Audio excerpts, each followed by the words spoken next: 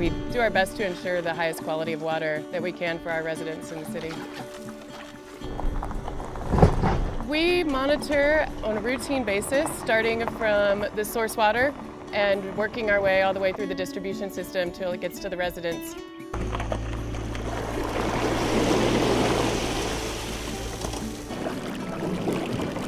We follow the Safe Drinking Water Act regulations. We monitor for all different types of contaminants. Throughout the year, Arvada uses the Ralston Reservoir as the main source for drinking water. The Ralston Reservoir water comes directly from Gross Reservoir. So then we have a secondary source of water for high demand season, mostly the summertime. That's the Arvada Reservoir. We can do a secchi dip. So we drop it down and then that kind of shows us where the photic zone is. The photic zone area is generally where the most active algae, phytoplankton and zooplankton are. So it gives us a good idea of the algae content. This is a phytoplankton net. So this we're able to catch a representative sample of the phytoplankton and zooplankton that are in the reservoir. We drop that down to about 15 meters, which is generally right below the thermocline. And that's usually the most active area for phytoplankton and zooplankton, mostly zooplankton. So we'll drop that down and he'll pull it back up. And then we will collect the sample in this bottle. It looks pretty clear. We're all very diligent about ensuring that we do have the highest quality water possible. We monitor for things such as manganese, magnesium, and keep a close eye on those because those things can really clog up the treatment process. Generally, on an average summer day, I would say about 35 million gallons a day come through the two treatment plants combined.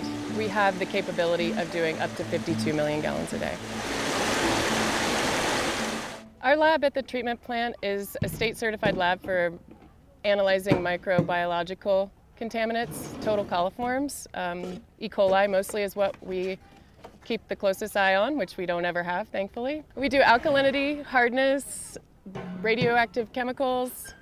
We monitor for organic carbon. That includes TOCs, DOCs, VOCs.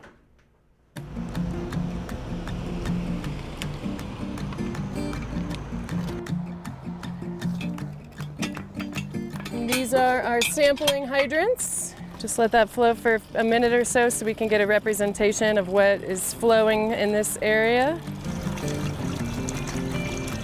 With these, we're just going to record the basic chemistry of the water. So pH, temperature, conductivity, and then we're going to collect a couple more samples in these sampling cells to do the chlorine reading. So we need exactly 10 mils in here. If it turns pink, you know you have chlorine in the water, so that's a good sign. We are required by the State Health Department to keep at least a 0.2 residual and a maximum of 4.0. Generally, we feed it about 1.5. You don't want too much in there, it smells like pool water. So 1.4 looks perfect. That's exactly what we want. We take a lot of pride in what we do, and we are very concerned about the public health here in the city of Arvada and want to make sure that everybody is happy with their water as they can be.